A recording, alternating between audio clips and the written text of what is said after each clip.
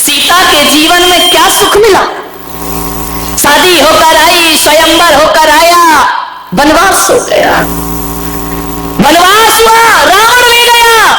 जंगल में भी सुख नहीं मिला, जंगल में रावण उठा के ले गया। लौट कर आई, युद्ध करके राम वापिस लाए, एक धोबिड़े के कहने से फिर जंगल में चली गई। क्या मिला उसे सुख? मेरे भाई बताइए, कोई सुख मिला? जब घर में थोड़ी तकलीफ हो ना, तो किसी को याद करो या नहीं करो, सीता को याद जरूर कर लिया करो कि उसके जैसे दुख संसार में किसी भी स्त्री को प्राप्त नहीं हुए। जब सीता की अग्नि परीक्षा हुई और राम ने कहा कि अब महल में वापस चलो, तो सीता ने इतना ही कहा कि हे प्रभु, अब मैं भगवान जिंदगी के अंतिम क्षण में कहा कि हे प्रभु, अब इस कलयुग में यदि मुझे जन्म देना, मेरे पति तो श्री राम ही हो, मैं उनकी पत्नी बनूं, मगर जैसा जीवन ये दिया है ऐसा जीवन मुझे कभी मिलना नहीं चाहिए। ध्यान रखना, जंगलों में जिसने बच्चे पाले हो, विचार करिए, बड़े किए, राम को सौंप दिए और चली गई सब कुछ छोड़ करके। कैसा आदर्श जीवन है। सुख दुख तो सबके जीवन में आते हैं। पाप कर्म का उदय होगा दुख मिलेगा, पुण्य का उदय होगा सुख मिलेगा। लेकिन मैं आपसे निवेदन कर रहा हूं कि जीवन में यदि दुख से बचना है तो दुखी व्यक्तियों का दुख दूर करने का प्रयास करो। तुम्हारा जीवन आनंद में परिवर्तित हो जाएगा, सुख में परिवर्तित हो जाएगा। आप अपने सुख के लिए मत जियो कि मेरा ही सुख मेरा है, चाहे दूसरों को दुख दे के भी प्राप्त हो।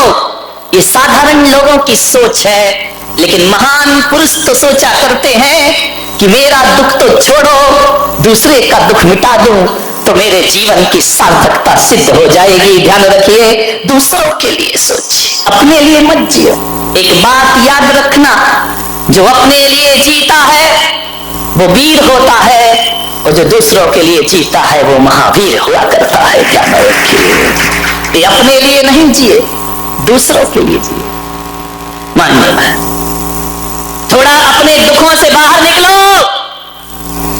और दुनिया के दुख को देखो। तुम्हारा मन कहेगा कि दुनिया में कितना गम है और मेरा गम कितना कम है। इबादत मंदिरों में जाके अपने दुखड़े रोते रहते हो, कभी दूसरों के दुख की प्रार्थना की? कभी कहा है भगवान मेरा पड़ोसी बहुत दुखी है, उसे सुखी कर दे? कभी निकल बोला है? कभी? हाँ, पढ़ लेते हो शांति पाठ में, सर्वे भवन्तु सुखिना सर्वे। ये बकवास है, बोलते बस हो, मन में तो ये रखते कि सत्यानाश हो पड़ोसी का। जान रख, मेरे से आगे बढ़ रहा है, बर्बाद हो जाए। हे भगवान, मुझे दे या नहीं दे, पड़ोसी को मत देना। ध्यान रखना, ये स्थिति, सोच है हमारी। एक भगवान की पूजा कर रहा था, पूजा करते समय महादेव प्रसन्न हो गए। महादेव ने कहा कि मांग वरदान। तो बोले सही में दोगे? अरे बोले अपने जैसा बेईमान क्यों समझ रहा है, मांग मिलेगा। तो बोले दो भगवान। बोले क्या तेरे पास क्या नहीं है? बोले सब है, लेकिन दुख इस बात का है कि जो मेरे पास है वही पड़ोसी के पास है। तो भगवान ने कहा तू पड़ोसी का टेंशन मत कर, तू मांग क्या मांग रहा है? बोले भगवान मैं तो इतना ही मांग रहा हूं कि जो पड़ोसी के पास हो वो मेरे पास डबल होना चाहिए, बस इतना ही सुख चाहिए मुझे। एक बात बताऊं, आदमी अपने दुख से दुखी नहीं है, आदमी पड़ोसियों के सुख से ज्यादा दुखी है। उसके घर में शांति कैसे? और महिलाओं के तो, यहाँ की महिलाओं की बात नहीं कर रहा हूं। कौन बोला औरंगाबाद वाली आज आई हैं?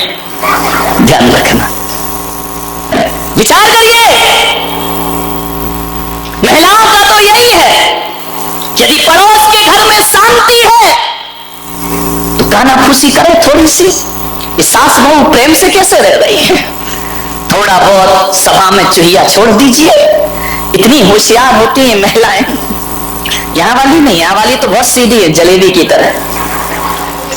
इतनी होशियार कि पड़ोस के घर में जाएंगी, बहू बैठी है, मालूम है क्या करेगी? पड़ोस के घर जाके उठ के आ रही कि अब मैं चलती हूँ। और आते आते बहू के कान में कुछ कह दिया, बस इतना ही कहा कि अब मैं जा रही हूँ। सास देख रही है, अच्छा कान में कह रही है, इसका मतलब मेरे खिलाफ कोई षड्यंत्र चल रहा है। और उसने कुछ नहीं कहा, उसने इतना ही कहा कि मैं जा रही हूँ। और वो भी तीली लगाने आई थी, कोई घर को सुखी करने नहीं आई थी। कान में कह के चली गई। अम्मा ने देखा, क्यों, क्या बोल रही थी वो?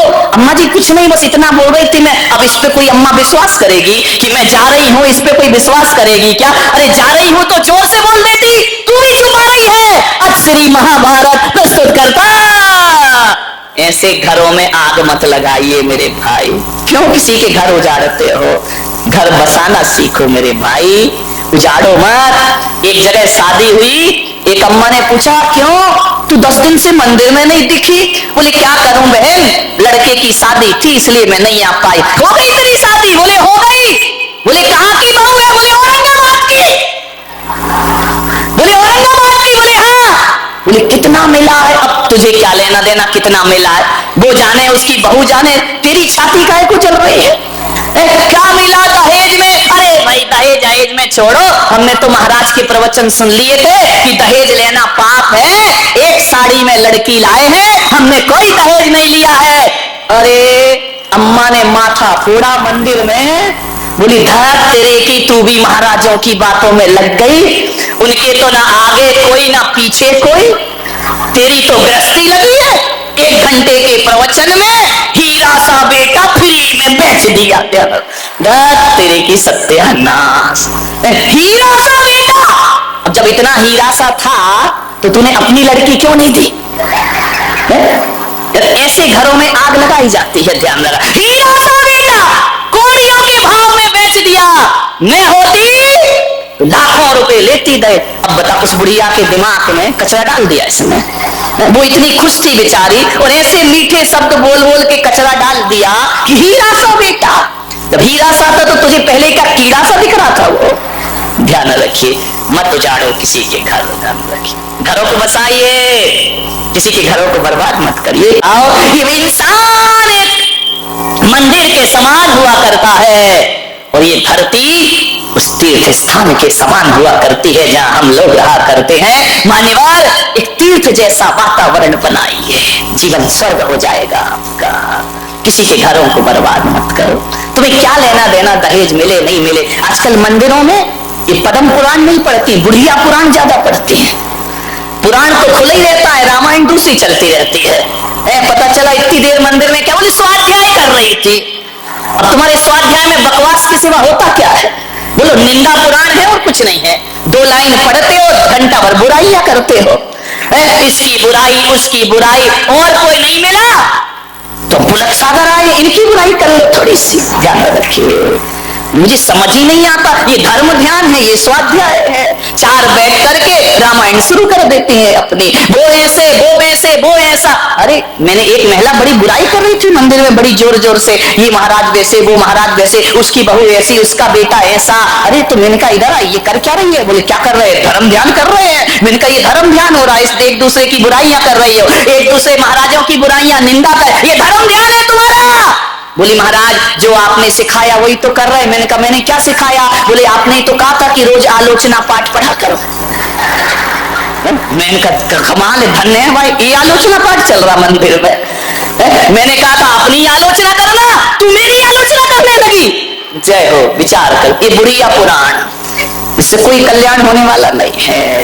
ये ग्रंथ आचार्यों ने लिखे थे अपने कल्याण के लिए, तुम लग गई जगत के कल्याण के लिए। वाह रे आदमी, पंडित खाए काकड़ी, गुरु दूसरों को दे आकड़ी। मेरे भाई, ये स्थिति बन गई हमारे स्वाध्याय की, हमारे मंदिरों की। मैंने एक महिला से पूछा कि मंदिरों में इतनी बुराइयां क्यों करती हो? बोले इससे अच्छा स्थान मिलेगा कौन सा? लोग धार्मिक भी समझते हैं और अपना काम भी हो जाता है। याद रखिए मान्यवर, मंदिरों को अपवित्र मत करिए, विचार करना है। ये स्वाध्याय के नाम पे, ये पूजा पाठ के नाम पे, ये परंपराओं के नाम पे समाज में जो जहर घोला जाता है, ध्यान रखना, सोचना है आपको, विचार करना है। ये मोक्ष के रास्ते सदा सदा के बंद हो जाया करते हैं। अरे मोक्ष के रास्ते वो नहीं होते हैं जो समाज को दो भागों में बांट दे।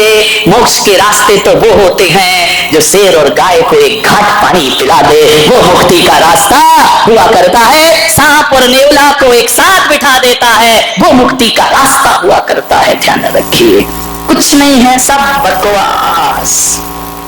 जिसे धर्म समझ रहे, धर्म धर्म सब कोई कहे, धर्म न जाने कोई। ध्यान रखिए, एक बार क्या हुआ, महादेव शिव पार्वती के साथ, अभी कहानी सच्ची है झूठी इस लफड़े में मत पड़ना, तो न किसी पुराण में ढूंढना। हर कहानी पुराणों में नहीं होती, कुछ पुराणों में भी हुआ करती है। ध्यान रखिए, और पुराणों की कहानी नहीं, मैं तो प्राणों की कहानी ज्यादा बताता हूं। ध्यान रखना, पुराणों की कहानी तो इधर से सुनते हो इधर से निकाल देते हो, लेकिन जब मैं प्राण की कहानी बोलता हूं तो तुम्हारे प्राण तक पहुंच जाया करती है। ध्यान रखिए, ये कहानी प्राणों की है। महादेव चले जा रहे हैं, पार्वती साथ है, और जब जैसे ही निकले काशी बनारस के ऊपर से, तो कोई कह रहा हर हर महादेव, कोई कह रहा जय शिव शंकर, हे महादेव। कोई हाथ ऊपर किए ध्यान कर रहा है, कोई एक पैर से खड़ा होकर के ध्यान कर रहा है, कोई गंगा में जल समाधि लिए शिव का ध्यान कर रहा है, कोई शिव नाम की माला फेर रहा है, कोई ओम नमः शिवाय में लगा हुआ है। पार्वती ने पूछा महादेव से कि स्वामी, इतने लोग हिंदुस्तान के आपकी आराधना कर रहे हैं, क्या आप सबको बैकुंठ पहुंचा देंगे, इतने लोगों का कल्याण करेंगे? महादेव ने कहा कौन कर रहा है मेरा ध्यान? बोले ये देखो जमघट लगा हुआ है, ये कुंभ का मेला लगा हुआ है, ये सब आपका ही तो ध्यान कर रहे। महादेव आपसे निवेदन है इन भक्तों का कल्याण करो, इन भक्तों का उद्धार करो। महादेव ने कहा कि पार्वती तुम समझ नहीं पा रही हो, ये भीड़ है, एक भी भक्त नहीं है मेरा। अरे बोले नमः शिवाय चिल्ला रहे हैं। अरे बोले सब ऐसा ही है, इन पे ध्यान मत दो।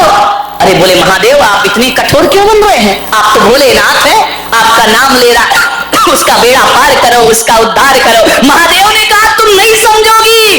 पार्वती ने कहा देखो मेरा हृदय करुणा से भर रहा है, इन जीवों को वैकुंठ पहुंचाओ महादेव, इनका कल्याण। महादेव ने कहा तू ठहर, ये नारी की जिद से तो देवता भी परेशान करें क्या? यदि जिद पे आ गई तो हो गया काम। नारी हट बहुत ही बुरी हट होती है, ध्यान रखना। अभी नारी की तो हट्टी की सोने का मृग ले आओ, अब राम जी को भी लेके जाना पड़ा, जानते तो वो भी थे कि सोने का होते ही नहीं है। ध्यान रखिए, विचार करिए। महादेव ने कहा मैं तेरी जिज्ञासा शांत करूंगा, नहीं तो तू कैलाश में मुझे चैन से नहीं बैठने देगी। ध्यान रखना।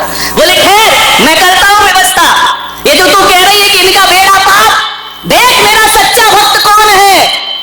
बोले ये सारे भक्त है, कोई जल चढ़ा रहा, कोई अर्घ चढ़ा रहा है, कोई आपके नाम की धुनी रमा रहा है। बोले सब ढोंगी, कुछ नहीं है इनमें। बोले वर्षों से हाथ ऊपर किया है, उन्हें सब बेटा। बोले नहीं महादेव, एकदम से इनकी तपस्या को मत ठुकराओ। महादेव ने कहा ठहरो, तू यहीं खड़ी रह, मैं बताता हूं कौन कौन वैकुंठ जाएगा। महादेव ने एक कोढ़ी का रूप बनाया, कुष्ठ गलित, दुर्गंध आ रही है शरीर से, और गंगा किनारे काशी में एक सीढ़ी पर जाकर बैठ गए, कोढ़ी बन करके। बड़े बड़े पंडित आए, बड़े बड़े साधु संत आए। उसने कहा हे भाई मुझे गंगा स्नान करा दो, मेरा गंगा में नमन करा दो, मेरा कुष्ठ दूर हो जाएगा, मेरे पाप दूर हो जाएंगे। जो निकला छी छी दूर, कौन छुएगा तुझे, तुझे तो कुष्ठ रोग हुआ, तेरी देह गल रही है। सब मुंह बना करके निकल गए, नमः शिवाय नमः शिवाय। कोई डमरू बजा रहा, कोई ढपली बजा रहा। महादेव ने गौरा से कहा कि देख रही हो ये मेरे भक्त एक भी मुझे गंगा में स्नान नहीं करा रहा है। जिससे कहा वही मुंह फेर के चला गया। पंडित चले गए, महंत चले गए, किसी ने हाथ नहीं लगाया कि महादेव को कोई इस बूढ़े को गंगा में स्नान करा दे। जब पूरा दिन बीत गया, एक गरीब निकला। उस गरीब के उस कुश्ती ने, उस कोढ़ी ने पैर पकड़ लिए, मुझे गंगा स्नान कराओ। बोले अरे तुम मेरे पैर क्यों पकड़ते हो, तुम्हें गंगा स्नान मैं कराऊंगा। उसने उठाया, जिसकी मवाद गिर रही हो कोढ़ से, उसने उठाया, चलो मैं तुम्हें गंगा स्नान कराता हूं। वह ले गया, गंगा में स्नान कराया। कहानी कहती है कि जैसे ही स्नान कराया, महादेव अपने रूप में प्रकट हो गए और उन्होंने कहा, देखो गौरा पार्वती, सच्चा बैकुंठ जाने का अधिकारी ये है, वो मेरे नाम की माला जपने वाले बैकुंठ जाने के अधिकारी नहीं हो सकते हैं। मान्यवर ध्यान रखिए, इंसान से नफरत, भगवान से प्रेम। ध्यान रख, दुनिया से भागे फिरते हो, भगवान को तुम क्या पाओगे? ध्यान रखिए मान्यवर, सोचना है आपको, मनुष्य से इतनी गहरी नफरत है आपको। पत्थरों की पूजा करते हो, पत्थर को पूजते पूजते तुम्हारे हृदय तो पत्थर नहीं हो गए हैं। ध्यान रखिए, हम तो उस देश के लोग हैं जो पूजते पत्थरों को हैं, लेकिन दिल फूल सा रखा करते हैं। मान्यवर ध्यान रखिए।